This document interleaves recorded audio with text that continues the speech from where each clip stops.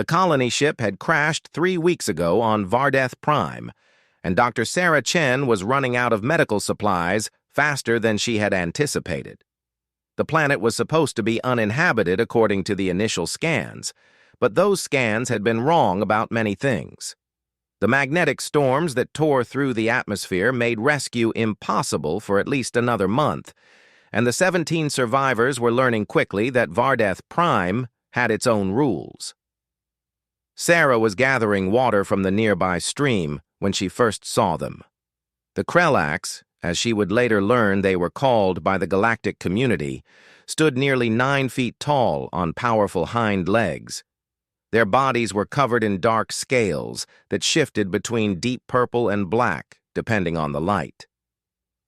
6 eyes arranged in 2 rows gave them nearly complete vision around their heads, and their mouths were filled with teeth designed for tearing meat.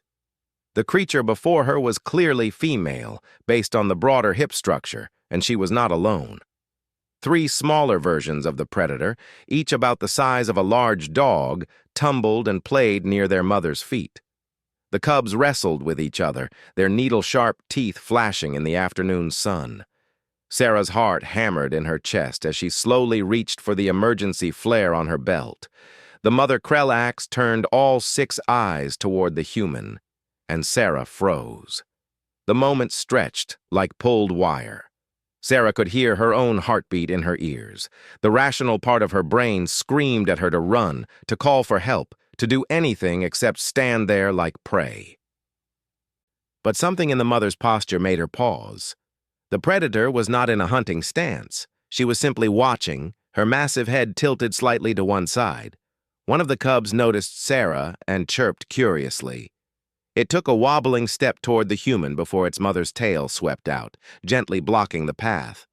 The cub chirped again, this time in what sounded like protest, but stayed where it was.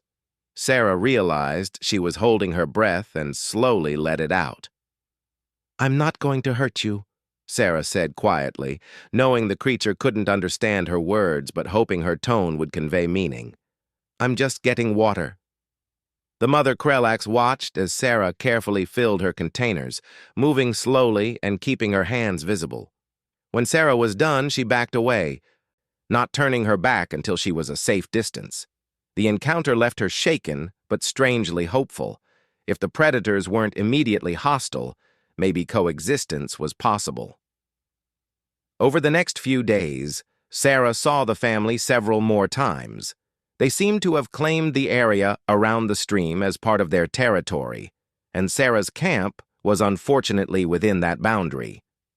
The other survivors wanted to set up weapons to defend themselves against the obvious threat. Sarah argued against it. "They haven't attacked us," she insisted during a heated camp meeting. "The mother had multiple opportunities to hunt us, but she hasn't.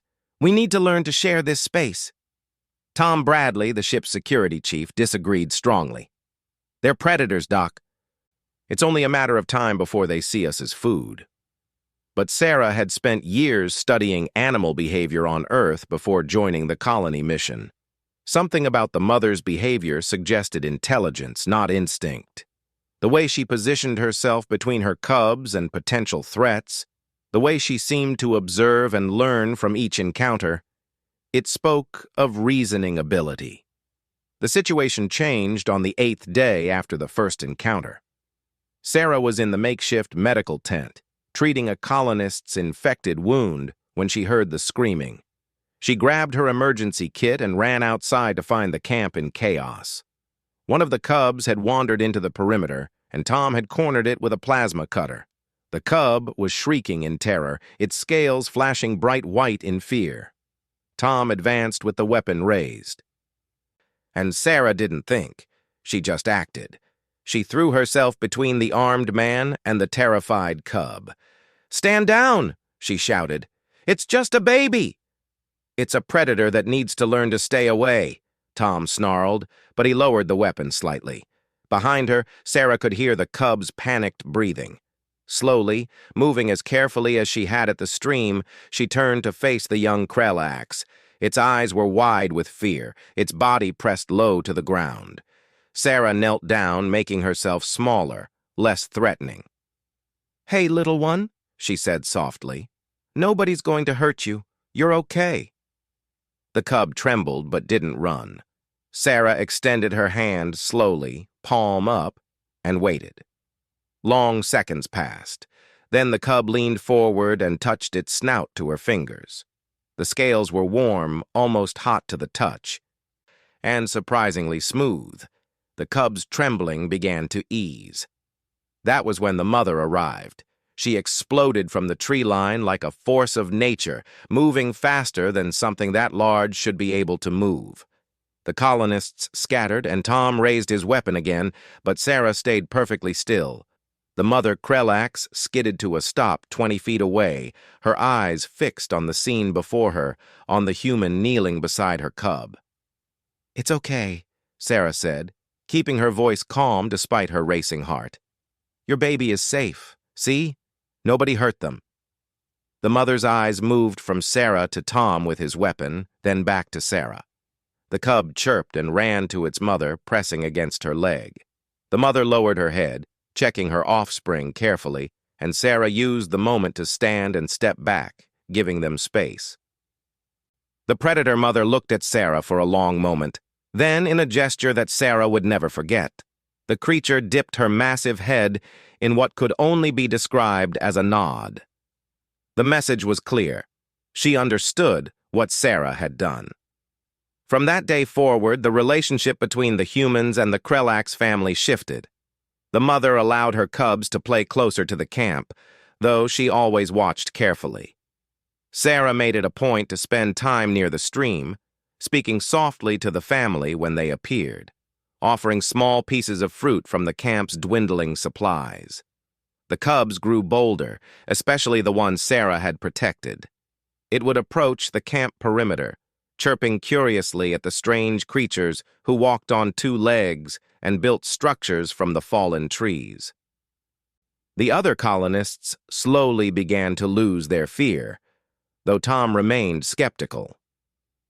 2 weeks after the incident, a massive storm system moved across the region. The winds howled like living things, and the rain fell in sheets so thick you couldn't see 5 feet ahead. The makeshift shelters the colonists had built began to fail. The medical tent collapsed first, and Sarah worked frantically with others to save their precious supplies. In the chaos, no one noticed the small figure that stumbled into the camp. Sarah almost tripped over the cub, the same one she had protected, now soaked and shivering violently. Before she could react, 2 more cubs appeared behind the first. They were alone, separated from their mother by the storm, and they were terrified. Sarah didn't hesitate. She gathered the cubs, all 3 of them, and brought them into the largest remaining shelter. The other colonists protested, but Sarah's voice cut through the noise. "They'll die out there. We have room, and they're children. That's all that matters." She spent the next hour rubbing the cubs dry with spare blankets, warming them, speaking softly to calm their fear. They pressed against her, seeking the warmth and comfort of a larger body, the same instinct that would have driven them to their mother.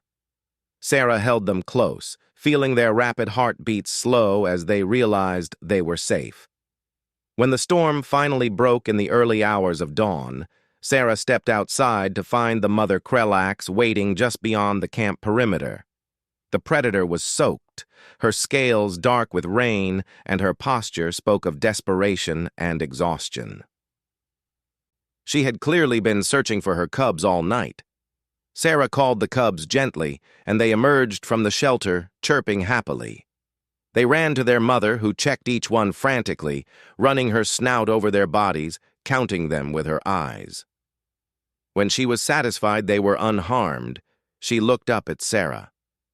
That night, as the colonists worked to rebuild their shelters, the mother Krellax did something unprecedented. She approached the camp with her cubs and settled down just inside the perimeter. The cubs, exhausted from their adventure, curled up between their mother's legs. But one of them, the smallest one, the one Sarah had first protected, hesitated. The cub looked at its mother, then at Sarah, who was sitting nearby, organizing medical supplies. The cub chirped questioningly. The mother Krellax looked at Sarah for a long moment, then did something that made every colonist stop and stare. She gently pushed the cub toward the human. The small predator padded over to Sarah and curled up against her side, its warm body pressing against her leg. Within moments, another cub followed. Then the third. The three cubs arranged themselves around Sarah, their mother watching quietly from a few feet away. Sarah sat frozen, barely breathing, as the alien predators chose to sleep beside her instead of their own mother. She looked at the mother Krellax, seeing something in those 6 eyes that transcended species and language. It was trust, pure, absolute trust. The mother settled her head on her forearms, her eyes half closed but still watching. She had made a choice that went against every instinct a predator mother should have. She was allowing another creature, one from a species she had never encountered before, to protect her most precious treasures. And she was doing it because Sarah had proven, through action not words, that some things were universal. Kindness, compassion, the willingness to protect the vulnerable no matter what species they belonged to. As the twin moons of Vardeth Prime rose over the horizon, Sarah gently stroked the scales of the sleeping cubs, feeling their steady breathing, their absolute trust. The mother Krellax watched quietly, and in that moment, Sarah understood what made humans special in the vast universe. It wasn't their technology or their weapons or their intelligence. It was this, the ability to see past fear, past difference, past the barriers of species and evolution, and recognize that a child was a child, that a mother's love was universal, and that sometimes the bravest thing you could do was extend your hand in friendship rather than raise it in threat. When the rescue ships finally arrived 4 weeks later, they found something unprecedented. The colonists had integrated with the local Krellax population, learning to coexist and communicate. The mother and her cubs had become regular visitors to the camp, and the cubs played with human children who had stopped seeing them as monsters and started seeing them as friends. The xenobiologists who arrived with the rescue team were astonished. The Krellax were known throughout the galaxy as one of the most aggressive predator species, virtually impossible to approach, let alone befriend.